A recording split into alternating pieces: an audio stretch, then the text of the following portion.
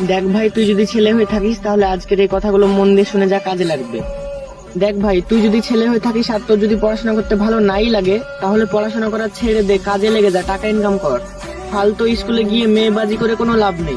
আর একটা সময় দেখবি যখন তোর বন্ধুরা মেয়েবাজি করে বেড়াচ্ছে, মেয়েদের পিছন পিছন ঘুরে বেড়াচ্ছে, তুই তখন তাদের শখের বাইকটা নিয়ে ঘুরে বেড়াবি।